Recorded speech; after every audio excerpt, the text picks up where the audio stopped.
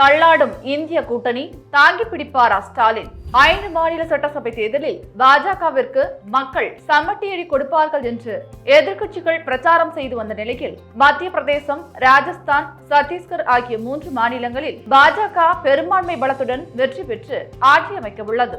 காங்கிரசின் தன்னிச்சையான போக்குதான் இதற்கு காரணம் என்று குற்றச்சாட்டுகள் எழுந்துள்ளது. இதை பற்றி விளக்குகிறது இந்த செய்தி தொகுப்பு.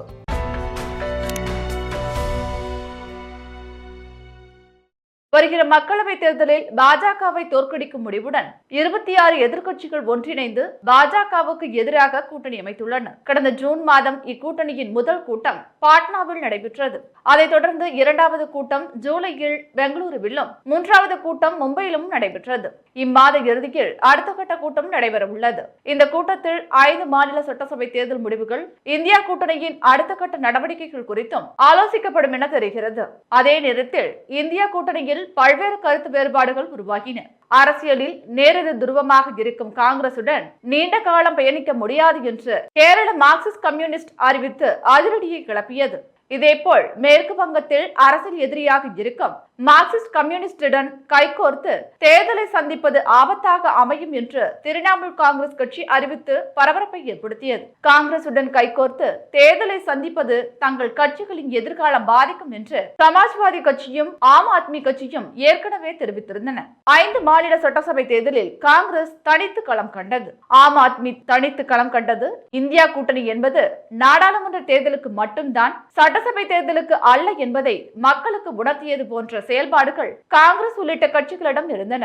5 மாநில தேர்தல் பிரச்சாரங்கள் கூட அதே போன்று இருந்தது. காங்கிரஸ் கட்சி தன்னை முன்னிலைப்படுத்துவதிலேயே கவனம் செலுத்தியது. இந்த நிலையில்தான் 5 மாநில தேர்தலில் வெற்றி பெற்று அசுர பலத்துடன் பாஜக உள்ளது. இதன் மூலம் இந்தியா கூட்டணி வெற்றி பெற ஒற்றுமை அவசியம் என்பதை எதிர்க்கட்சி தலைவர்கள் உணர்ந்துள்ளனர். அதற்கு காரணம் பாஜகவிற்கும் காங்கிரசுக்கும் இடையே உள்ள குறைந்த வாக்கு சதவீதம் தான். மத்திய பிரதேசத்தில் காங்கிரஸ் கட்சி 1,75,64,353 வாக்குகள் பெற்றது. பாஜக 2,11,13,278 வாக்குகள் பெற்றது.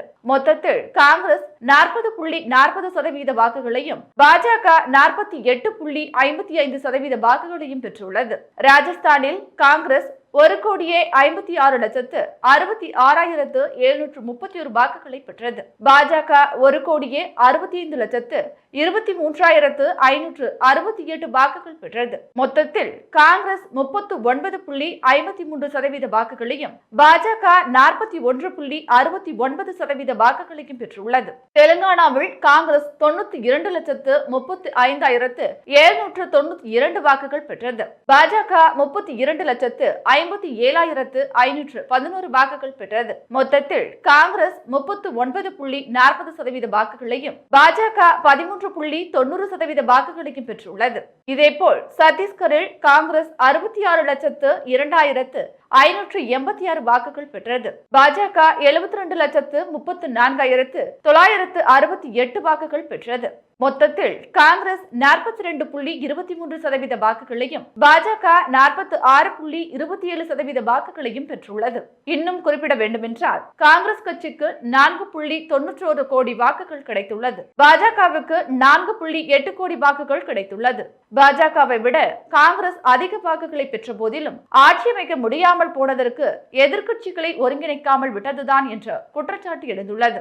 நாடு முழுவதும் பலவீனப்பட்டு போன நிலையில் இருந்த காங்கிரஸ் கட்சிக்கு பாரத் ஜோடோ பயணத்தின் மூலம் புது ரத்தம் பாய்ச்சி வைத்திருந்த வேளையில் இந்திய கூட்டணியில் இடம்பெற்றுள்ள கட்சிகளையும் அரவணைத்து சென்றிருந்தால் ராஜஸ்தானிலும் மத்திய பிரதேசம் இவ்வளவு பெரிய தோல்வியை காங்கிரஸ் சந்திக்க வாய்ப்பில்லை. பஞ்சாபின் விவசாயிகள் டெல்லியை முற்றுகையிட்டு ஓராண்டுக்கு மேலாக போராடிய போது அவர்களோடு கைகோர்த்தவர்கள் தான் ராஜஸ்தான் விவசாயிகள். போராட்டம் மிக கடுமையாக இருந்தது.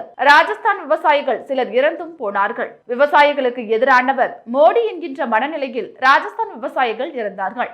நிலைமை இவ்வாறு இருக்கும்போது விவசாய சங்கங்களை ராஜஸ்தான் முதல்வராக இருந்த அசோக் கெலாட் அரவணைக்காமல் அந்தரத்தில் விட்டுவிட்டார்.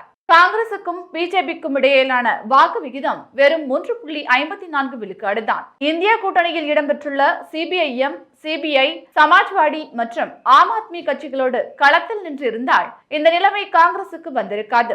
மாயாவதியின் பிஎஸ்பி பிரித்த 2 விழுக்காடு வாக்குகளும் காங்கிரசின் வாக்குகளாகும். பாஜகவுக்கு இருக்கும் எதிர்ப்புகளை தாங்கள் மட்டுமே வாக்காக மாற்ற முடியும் என்கின்ற ஆணவ சிந்தனைகளும் தெளிவில்லாத பரப்புரைகளும் காங்கிரஸை வீழ்த்தியது. ராஜஸ்தானில் காங்கிரஸ் என்ன தவறை செய்ததோ அதையே தான் மத்திய பிரதேசம் மற்றும் சத்தீஸ்கரிலும் செய்தது. வலுவான கூட்டணியை உருவாக்கி கொண்டு இடங்களை பகிர்ந்து கொண்டால் மட்டுமே இதுவும் சாத்தியம் என்கின்ற நிலைமை எதிர்காலத்தில் வரும். நாடு காங்கிரஸை விரும்புகிறது. இந்தியா கூட்டணியின் ஒற்றுமை பாஜகவை முடிவுக்கு கொண்டு வரும் என்று பேசப்பட்டாலும் இந்தியா கூட்டணியில் உள்ள கட்சிகள் உள்ளூர் பகை மறந்து பாஜகவை வீழ்த்த திட்டமிட்டு ஆக்கப்பூர்வமாக செயல்பட வேண்டும் என்ற கருத்துக்களை மூத்த காங்கிரஸ் தலைவர்கள் வலியுறுத்தியுள்ளனர். தமிழ்நாட்டில் திமுக தலைமையிலான கூட்டணி கட்சிகள் கொள்கை அடிப்படையில் இயங்கி தேர்தல் களத்தில் தொடர்ந்து வெற்றி பெற்று வருகிறது. திமுக தலைவரும் தமிழக முதல்வருமான மு.க. ஸ்டாலின் தமிழ்நாட்டில் பாஜகவுக்கு எதிராக கூட்டணி அமைத்தது போல இந்திய கூட்டணி தலைவர்களும் ஒருங்கிணைந்து செயல்பட்டால் நாடாளுமன்ற தேர்தலில் வெற்றி உறுதியாகும். இந்த விஷயத்தில் ஈகோவை விட்டுக் கொடுத்து திமுக தலைவரும் தமிழக முதல்வருமான மு.க. ஸ்டாலின் வழியை இந்திய கூட்டணி பின்பற்ற வேண்டிய கட்டாயத்தில் உள்ளது. இதற்காக இந்திய கூட்டணியை தாங்கி பிடிக்க முதல்வர் மு.க. ஸ்டாலின் கூடுதல் கவனம் செலுத்த வேண்டும் என்ற கோரிக்கைகள் எழுந்துள்ளன. வருகின்ற தேர்தலில் பிரதம வேட்பாளரை அறிவிக்காமல் இந்திய கூட்டணி தேர்தலை சந்திப்பது பெரும் சவாலானது என்று மூத்த பத்திரிகையாளர்கள் கருத்து கூறியுள்ளனர். தமிழ்நாட்டில் பிரதமர் யார் என்பதை அறிவிக்காமல் நாம் கை காட்டுபவர் தான் பிரதமர் என்று திமுக கூட்டணியிலும் அதிமுக கூட்டணியும் அறிவித்திருப்பது மக்களை குழப்பத்தில் ஆழ்த்த வாய்ப்புகள் உள்ளன என்று மூத்த பத்திரிகையாளர்கள் கூறியுள்ளனர். தேர்தலில் வெற்றி பெறுவதற்கு பலமான வேட்பாளர்களை மட்டும் களமிறக்கினால் போதாது, உத்திகளே தீர்மானிக்கும் என்பதை பாஜக உணர்ந்த அளவுக்கு காங்கிரஸ் இன்னும் உணரவில்லை என்பது எதிர்கால இந்தியாவிற்கு ஆபத்தாகவே பார்க்க முடிகிறது. 2024 ராகுல் காந்தி வெற்றி பெற்றால் அது ராகுல் காலம், 2024 மோடி வென்றால் அது நாட்டுக்கு ராகு காலம் என்றும் காங்கிரஸ் மூத்த தலைவர்கள் கருத்து தெரிவித்துள்ளனர். இதனால் ராகுல் காந்தி மீண்டும் வட இந்திய மாநிலங்களில் பாரத் ஜோடோ யாத்திரை செல்ல வேண்டிய நிலை உருவாகியுள்ளது.